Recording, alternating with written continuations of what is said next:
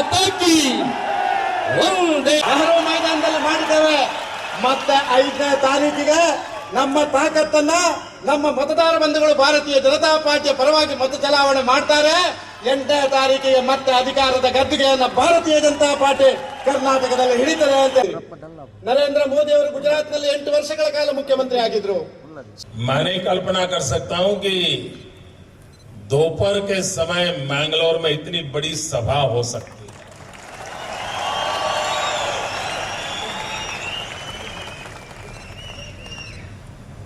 अभी मुझे यहां बताया जा रहा था कि कांग्रेस के एक बड़े नेता ललकार रहे थे कि मोदी जरा मैंगलोर आकर के दिखा दें।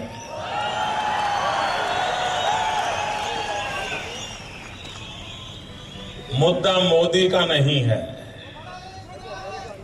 मुद्दा ये है कि कांग्रेस वालों की हर बात गलत होती है। मोदी आ गया, जैसे वो कह रहे हैं कर्नाटक में भाजपा नहीं आएगी, भाजपा आएगी, उसी प्रकार से दिल्ली से जो कांग्रेस के मेहरबान यहां आते हैं उनको भी दिल्ली के उनके कामों का हिसाब देना चाहिए। क्या किया उन्होंने जवाब देना चाहिए।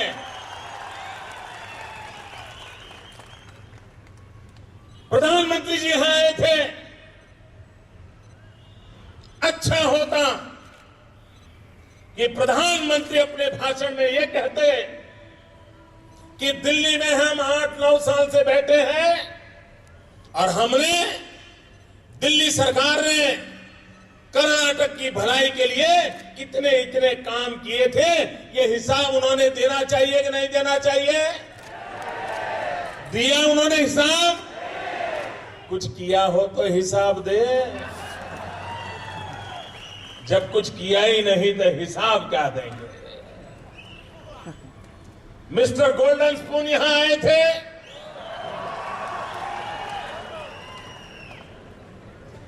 वे भी उनके कामों का हिसाब देने के लिए तैयार नहीं है। अनाप शनाप झूठे आरोप लगाना, लोगों को गुमराह करना और कर्नाटक की जनता को यह कहना कि आप कांग्रेस को वोट दो। भाइयों बहनों, कोई तो अच्छा काम दिखाए कांग्रेस के मित्र, जिसके कारण इस देश की जनता को कोई भरोसा हो। आपने देश को डुबो दिया, आपने देश की जनता को किया हुआ एक भी वादा पूरा नहीं किया है। अरे इतना ही नहीं, हमारे कर्नाटक के बीजेपी के नेता बार बार पूछ रहे हैं कि भैया ये तो बताओ हम किसके भरोसे कर्नाटक को दें, जरा बताओ तो, नाम तो बताओ। कांग्रेस वाले उनके मुख्यमंत्री के उम्मीदवार का नाम देने को तैयार नहीं है, कतरा रहे हैं। अगर चुनाव के पहले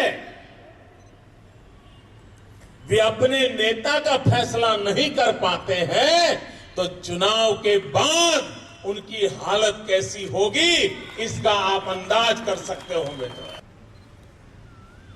आप कहिए भाइयों बहनों, क्या कभी कोई आपसे ये वोट मांग सकता है कि आप मुझे वोट दो, मैं आपको इतना पैसा दूंगा?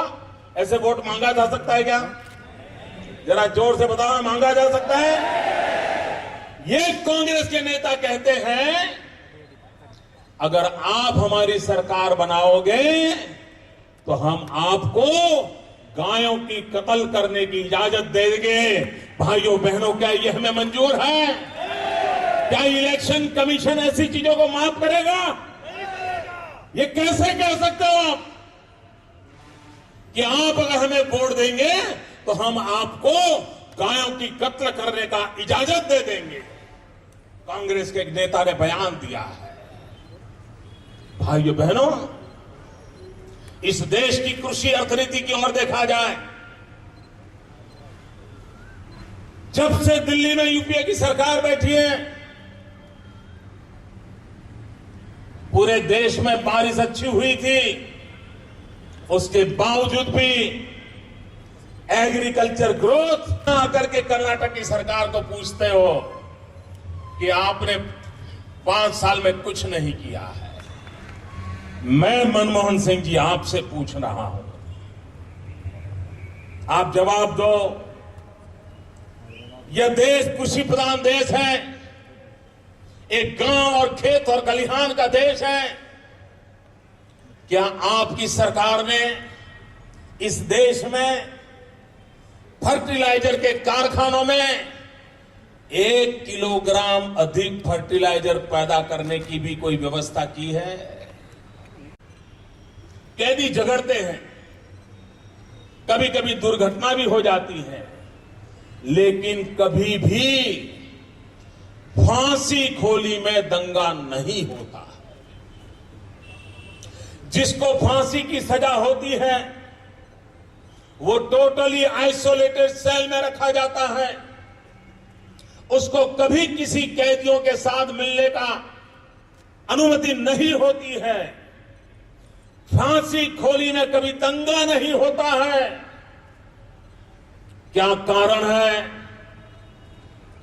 कि फांसी खोली में रखे गए सरबजीत को इस प्रकार से जेल के अंदर हमला करके मार दिया गया?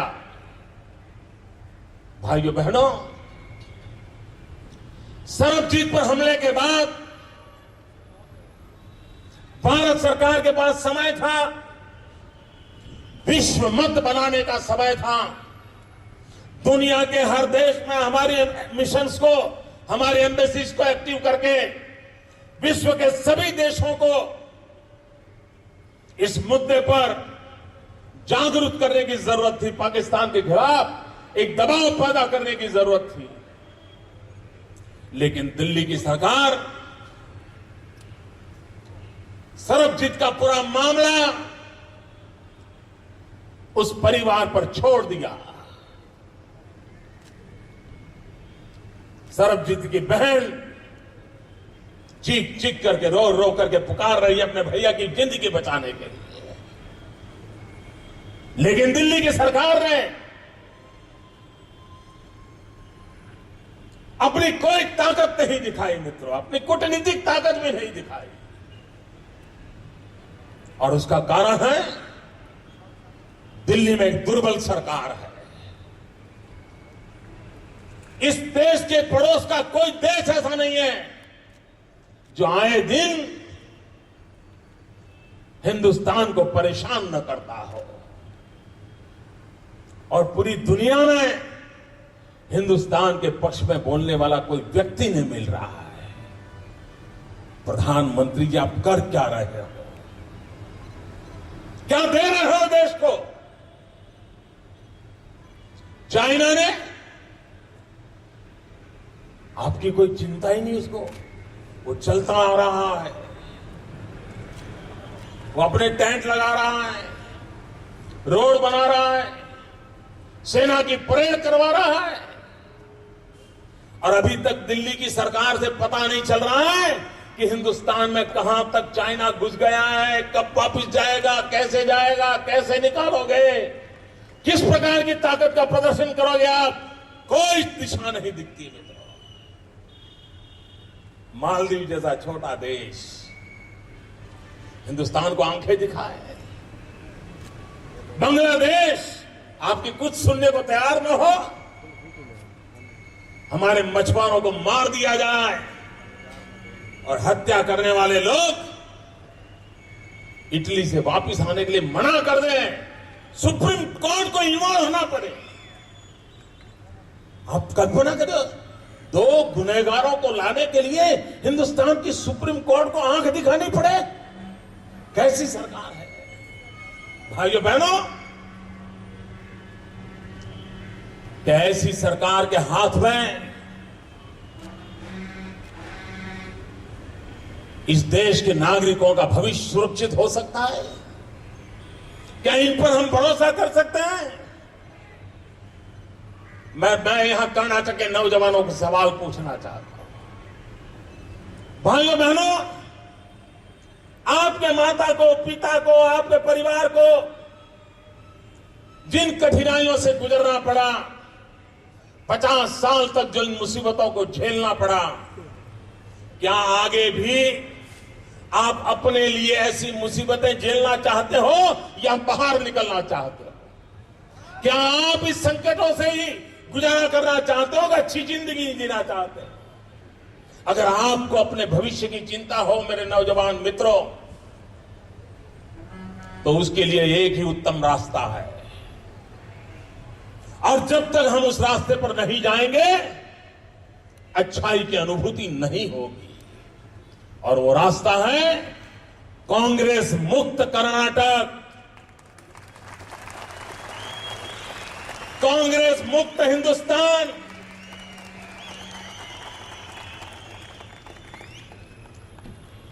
ये मिस्टर गोल्डन स्पून ये कहते रहते हैं कि मैं गांधी के आदर्शों पर चलता हूं, गांधी जी मेरे गुरु हैं, ऐसा सब बोलते हैं वो। मैं उनसे पूछना चाहता हूं, आपको पता है महात्मा गांधी की आखिरी इच्छा क्या थी?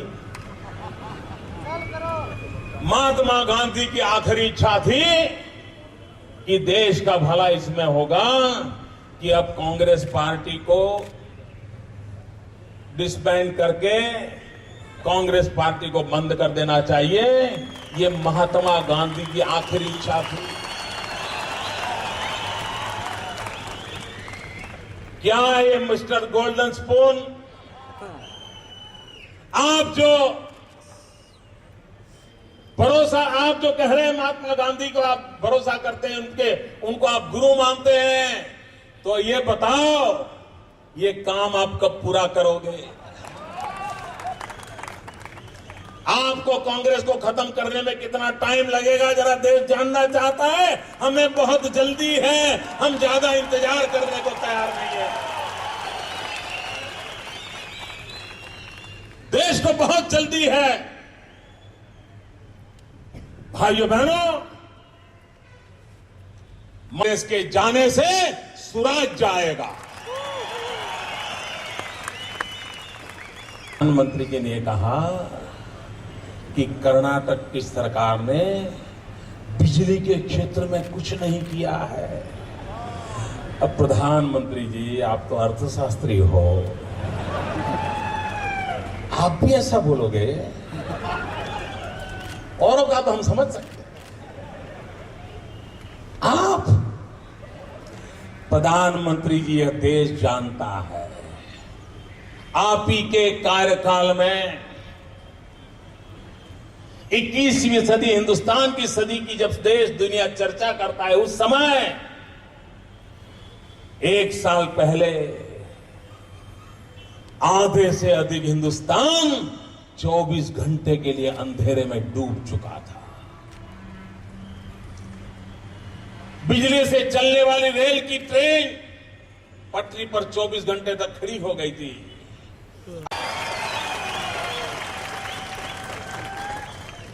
भाइयों बहनों, मैं थोड़े दिन पहले बेंगलोर आया था, तो मैंने एक बड़ा छोटा सा घरेलू